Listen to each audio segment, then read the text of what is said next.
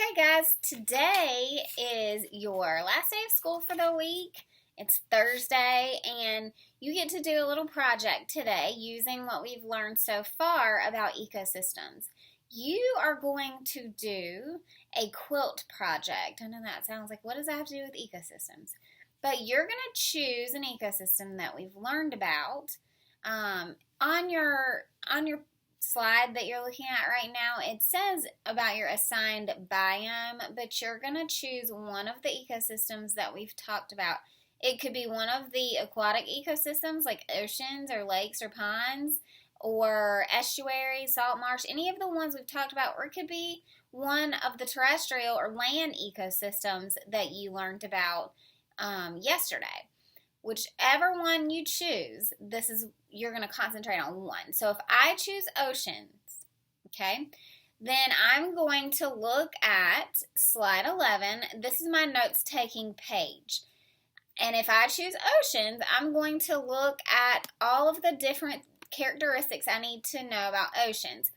So I'm going to, when I click on my research link at the top, I'm going to be looking at oceans, and I'm going to be looking for common plants that are found in oceans, okay, animals, and some of these I know, but I need to make sure that I research them so I know that I include all that I need to include. Geographical locations, like where are they sort of located, okay? If you choose lakes or ponds, you might just, because they could be anywhere, but you would say that they're surrounded by land. That's an important feature of locations of lakes and ponds. Aquatic life. So if you choose if you choose a terrestrial ecosystem, you may not have aquatic life because aquatic is water. So, you might skip that. The climate, what is the climate like in the ecosystem that you picked? And then other information. So once you have all that filled out, that's your research. Then you're going to start to design your quilt square. The reason why it's a quilt square is because at the end, we're going to take everybody's and put them together. It's going to be a little different than it would be if we were at school. If we were at school, we would collect them, we'd put them together and to form a big quilt, so to speak.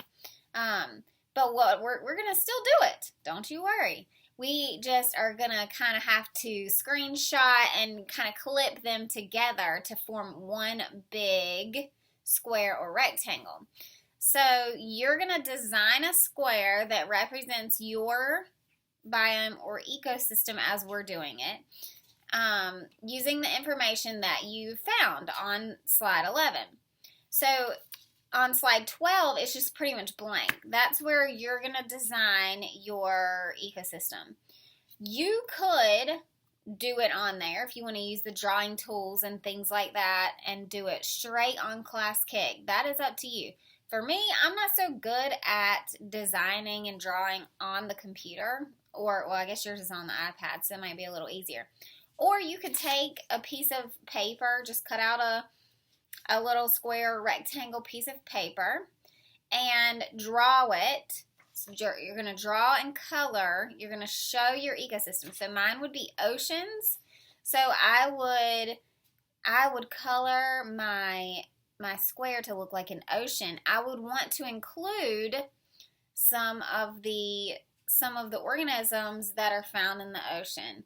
So I may have some fish, and I may show some fish and some seaweed. I may show some waves because that's a characteristic of the ocean. It has currents and waves. I may draw the sun shining down. I might draw the shore just to show. I may not. It kind of depends. If you chose lakes or ponds, you're going to probably want to show that it has some surrounding land so that your pond or lake would be in the middle. And then make sure that you label what your ecosystem is. So mine would be oceans, so I'd make sure I put oceans at the top. And then the rest, the whole entire square, is going to be my illustration of an ocean, not just the ocean, but all the things that I found in my research.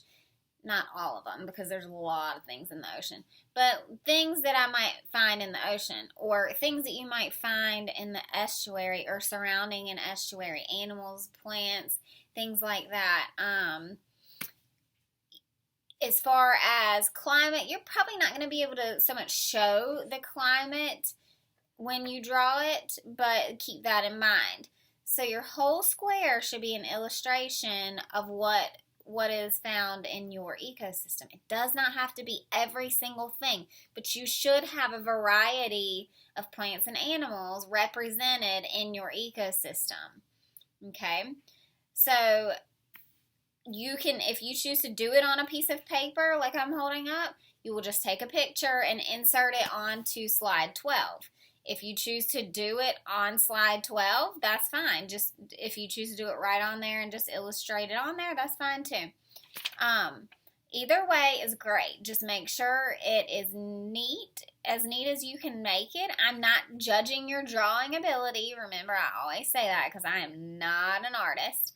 But what I'm looking for is those different species or organisms or whatever that live there. And I'm looking to see how much effort you put into it, and so that we can take all of these and put them together for our ecosystem quilt. I cannot wait to see what you come up with. I know that y'all are going to do an awesome and amazing job, so I hope you enjoy this activity and enjoy your weekend. You have deserved it.